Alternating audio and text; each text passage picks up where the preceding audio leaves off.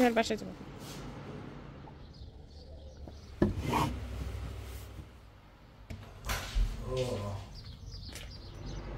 Good afternoon, কেমন আছেন আপনারা সবাই? আশা করছি আপনারা সবাই খুব ভালো আছেন। আলহামদুলিল্লাহ আমরাও না বেশ আছি। আর এখন ঘড়িতে বাজে ঠিক ওই বিকেল 5টার মতো। আর আজকের ভিডিওটা এই তো বিকেল 5টা থেকেই আপনাদেরকে সাথে নিয়েই শুরু করছি। আশা করছি ভিডিওটি আপনাদের খুব ভালো লাগবে। আর আজকে কি হয়েছে জানেন তো, ওই যে দুপুরবেলা করে একদমই হালকা পাতলা রান্না করেছিলাম। কারণই হচ্ছে এই যে বিকেলবেলা করে একটু ভারী খাবার রান্না করব। তো আপনাদের ভাইয়া বেশ কয়েকদিন ধরেই বলতেছিল তার নাকি পোলাও আর ডিমের কোরমা খেতে ইচ্ছা করতেছে। আর কি হয়েছে বলেন তো, এ কারণেই বিকেলবেলা করেই আমি হচ্ছে আজকে এই তো পোলাও ডিমের কোরমা করেছিলাম আর তার সাথে করেছিলাম হচ্ছে গরুর মাংস। তো এগুলো নিয়ে হচ্ছে রাতের খাবার। আর কি হয়েছে বলেন তো, এই তো রাতের খাবার শেষ করার পরে না আমি এই যে খুব সুন্দরভাবে আমার রান্নাঘরটাকে ক্লিন আপ করে নিয়েছি। আর এটা তো প্রত্যেক দিনেরই রুটিন, প্রত্যেক দিন রাতে খাবার দাবার শেষ হওয়ার পরে এই যে রান্নাঘরটা আমি ক্লিন আপ করে রাখি। এতে করে কি হয়, সকালবেলা না বেশ সুন্দর একটা ফ্রেশনেস কাজ করে, মানে রান্নাঘরে এসে কাজ করার একটা অন্যরকম এনার্জি পাওয়া যায়। আর জানেন তো, ওই যে পোলাও রান্না করেছিলাম, এটা হচ্ছে ঈদের সময় আপনাদের ভাইয়া না প্রায় 3 কেজির মতো পোলাও চাল আনছিল, কিন্তু তখন তো অত আর কি লাগেনি, 1.5 কেজির মতো রান্না করেছিলাম, আরও প্রায় 1.5 কেজির মতো ছিল। তো সেটাই আর কি গতকাল রাতে 1 কেজির মতো রান্না করেছিলাম, কারণ আমরা বাসায় তো অনেক মানুষই, তো খাওয়ার পরেও না বেশ কিছুটা এক্সট্রা রয়ে গিয়েছে। আর সেটা দিয়েই আপনাদের ভাইয়া আজকে সকালবেলা নাস্তা করে নেবে, মানে এক কথায় সকালের খাবার দাবার খেয়ে নেবে আর কি। আর এদিক থেকে এই তো গুড মর্নিং সবাইকে। এখন কিন্তু পরের দিন সকালবেলা, তো পরের দিন সকালবেলা করে এই তো রুমের জানলা দরজাগুলো খুলে দিয়েছি। আর এরপর জানেন তো, আমি এই যে বসেছি একটু পানি খাওয়ার জন্য, তো এই যে বাইরেটাতেই এসে বসলাম। আর ওই দিক থেকে কি হয়েছে বলেন তো, আপনাদের ভাইয়াকে আমি কিন্তু সকালবেলা করেই ডেকে দিয়েছি, মানে আমি ওঠার পরপরই ফ্রেশ হওয়ার পর ওকে ডেকে দিয়েছিলাম। আর এই যে আপনাদের ভাইয়া চলে গিয়েছিল হচ্ছে বাজারে, কারণ এখানে সকাল সকাল যদি এই যে ওপেন মার্কেটটায় যাওয়া হয় না, তাহলে না বেশ ভালো ভালো জিনিসই পাওয়া যায়।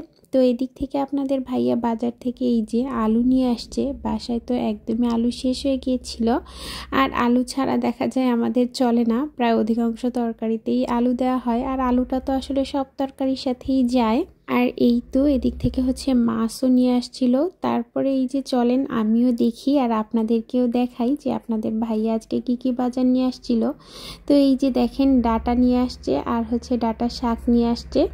তো ডাঁটা খেতেও আমার খুব ভালো লাগে, আর ডাঁটা শাক ভাজিও কিন্তু আমার ছেলেও অনেক বেশি পছন্দ করে, বিশেষ করে এই যে লাল শাক ভাজি, ডাঁটা শাক ভাজি এগুলো হলে না ও একটু বেশি পছন্দ করে। আর এই তো এদিক থেকে হচ্ছে এই যে কলাও নিয়ে আসছিল, কারণ কলাটা তো আসলে রেগুলার আর কি লাগে, মানে আয়া তো কলা খায় আর জিসানও আর কি কলা খুব বেশি পছন্দ করে। তো এই যে এরপর হচ্ছে একটা ফুলকপি নিয়ে আসছিল, আর ওদিক থেকে কাঁচামরিচ ছিল না বাসায়, তো কাঁচামরিচও নিয়ে আসছিল। আর এই যে এরপরে হচ্ছে এই তো বিনস নিয়ে আসছিল, তারপরে এই যে টমেটো, তারপর হচ্ছে ফ্রুটসের ভিতরে একটু অরেঞ্জও নিয়ে আসছিল, মানে এইসব আর কি বাজার ঘাট করেছিল মোটামুটি। তো এই বাজার ঘাটগুলো তো আসলে লাগেই, সবজি বাজার দেখা যায় ওই যে প্রত্যেক সপ্তাহেই করা হয়, কারণ এক সপ্তাহ বাজার করলে মোটামুটি আমাদের আর কি সপ্তাহটা চলে যায়। সপ্তাহের একদিন আর কি ওই তো রবিবার দিন কারা করেই মাঝে মাঝে করে, আর অন্য দিন যদি কখনো আপনার ভাইয়ার আর কি ওই যে হলিডে থাকে, তো তখন হচ্ছে ও হচ্ছে বাজারগুলো করে ফেলে। তো এই তো এদিক থেকে এই যে এইসব বাজারই আর কি করা হয়েছিল। আর এই যে কাঁচামরিচগুলো নিয়ে আর কি খুব একটা ঝাল নেই, তো আমরাও তো গাছ লাগিয়েছি, এখন দেখা যাক কত দূর কি হয়। আমার প্রিয় আপু ভাইয়ারা, আপনারা যারা আমার ভিডিওটি এই পর্যন্ত কন্টিনিউ করেছেন, আশা করছি নিশ্চয়ই আমার ভিডিওর কোথাও কোনো অংশ আপনাদের অবশ্যই ভালো লেগেছে। যদি আমার ভিডিওর কোথাও কোনো অংশ আপনাদের ভালো লেগে থাকে, তাহলে কিন্তু আপনারা আমার সাথেই থেকে যেতে পারেন। আর এই তো এদিক থেকে আমি এখন এই যে এই ঝুড়িটার ভিতরে আমি হচ্ছে ফ্রুটসগুলো রাখি। আর এই তো এরপরে এদিক থেকে এই যে আপনাদের ভাইয়াও আর কি ছিল, তো ও আর কি বলতেছিল যে আর কি বাজারগুলো আর কি ভিতরে আনার জন্য, কারণ ওই যে বারান্দাতে বসেই আমি দেখতেছিলাম যে কি কি বাজার ঘাট আনছে। এখন হচ্ছে বাজার ঘাটগুলো আমি সুন্দর করে জায়গায় রেখে দিচ্ছি। এদিক থেকে এই তো সিম আর কি এই ট্রেটার ভিতরে রেখেছিলাম, তারপরও দেখলাম যে একটু দাগ দাগ হয়ে গিয়েছে, তো এইগুলো আর কি খেয়ে ফেলতে হবে। তো আপনাদের ভাইয়া আবার আমাকে বলতেছিল যে সিমগুলো দাগ হয়ে গিয়েছে, তো আমি আবার বললাম কি করব, কারণ অনেক সিম ছিল আর কি, তো এই কারণেই আর কি সিমগুলো দাগ হয়ে গিয়েছে। তো এরপর হচ্ছে এই যে আমি এখন চলে আসছি ওই যে সকালে উঠে গাছে পানি দেওয়ার কাজ করতে। তো এই তো গাছগুলোকেও তো খাবার দিতে হবে, কারণ আমরা এই যে খাবার খেয়ে নিলাম, আমাদের পেটটা তো ভরে গেল, কিন্তু ওদের পেটটারও তো ভরানোর দরকার আছে। তো এই কারণে এই তো আমি হচ্ছে গাছগুলো নিয়ে সুন্দর করে পানি দিয়ে দিচ্ছিলাম। আর আপনাদের ভাইয়া ওদিক থেকে বলতেছিল যে আসো চা রেডি করো, চা খাবো। তো আমি আবার এই যে চলে আসছি চা করার জন্য। তো আপনাদের ভাইয়ারটা দিয়ে দিয়েছি, আর এই যে এখন হচ্ছে আমারটা, কারণ সকালবেলা উঠে ও কিছু না খেয়েই চলে গিয়েছিল। তো এই কারণেই চিন্তা করলাম যে তাহলে একটু চাই করি, মানে জিজ্ঞেস করেছিলাম ওকে, তো বললো যে হ্যাঁ একটু চাই করো। তো এই কারণেই হচ্ছে চা করে নিয়েছি। আর এরপর এই যে গতকালকে বিকালবেলা করে এই যে ওয়াশিং মেশিন চালিয়ে দিয়েছিলাম, আর কিছু কাপড় চোপড় আমি হাতেই কেচে দিয়েছিলাম, কারণ এই যে দেখা যায় বাইরে পরার যে ড্রেসগুলো থাকে সেগুলো আমি হচ্ছে ওয়াশিং মেশিনে দিই না, সেগুলো আমি হাতেই কাচার চেষ্টা করি। আর এই যে বিছানার চাদরগুলো থাকে, তারপরে গায়ে দেওয়ার যে কাঁথা কম্বল, এগুলো আমি হচ্ছে ওই তো ওয়াশিং মেশিনের ভিতরে দিয়ে দিই, কারণ এত ভারী ভারী জিনিস আসলে কাচা সম্ভব না আমার পক্ষে। আর এগুলো এখন নিয়ে যাওয়ার পরে সুন্দর করে আর কি জায়গায় ভাঁজ করে রাখবো। তো এই তো এখন হচ্ছে কাপড় চোপড়গুলো আমি হচ্ছে সুন্দর করে ভাঁজ করে রাখবো, যে জায়গাটা যেখানে রাখি, কারণ আমার হচ্ছে এই তো আলমারিতে কাপড় চোপড় রাখার জন্য ওই যে আমার তাকে আমার জামা কাপড়গুলো রাখি, তারপর হচ্ছে জিসানের তাকে জিসানের আর কি জামা কাপড়গুলো রাখি, মানে প্রত্যেকটা আর কি সেক্টরে আমার ভাগ ভাগ করা। তাহলে হয় কি, এতে করে ওদের কাপড় চোপড়গুলো আমি খুব তাড়াতাড়ি করে খুঁজে পেয়ে যাই। আর একটা জিনিস দেখলাম কি জানেন তো, আমি যখন এই যে ভয়েস ওভার করতেছিলাম তখন দেখলাম এই যে পাশের বাসার যে কুকুরটা ছিল সেটা আর কি ডাকতেছিল, তো কেমন যেন একটা আর কি লাগতেছিল। আর এই তো এদিক থেকে এই যে আমার এই যে কালো যে জামাটা, জানেন তো এই জামাটা আমাকে একটা আপু হচ্ছে গিফট করেছিল।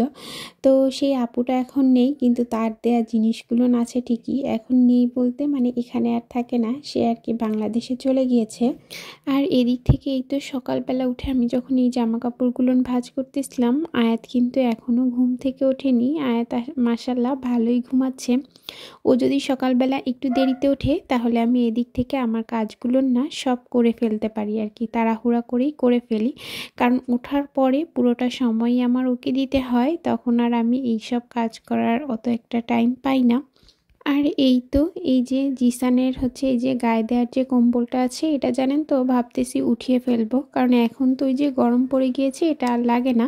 তো উঠানোর আগে হচ্ছে এই যে জিনিসগুলো থাকে, বলতে গেলে শীতের যে জিনিসগুলো সেগুলো আর কি সুন্দর করে কেচে ধুয়ে তারপর আমি হচ্ছে রেখে দেই, এতে করে আর কি বেশ ভালো হয়। পরবর্তী আর কি যখন উইন্টারের সময় ইউজ করব তখন ওই যে দেখা যায় যেহেতু কাঁচা ধোয়া থাকেই, তারপরে বের করে আর কি ইউজ করতে পারি। আর এই যে বললাম আপনাদেরকে আমার জিনিসপত্রগুলো আমার সেক্টরেই রাখি, মানে আমার যে জায়গাটা আমার জন্য বরাদ্দ। আর এই যে বিছানার চাদর, তারপর হচ্ছে কাঁথা কম্বল, এগুলো রাখার জন্য আমার আলাদা একটা সেক্টরে ভাগ করা থাকে, তো সেখানেই আমি এইসব জিনিসপত্রগুলো রাখি।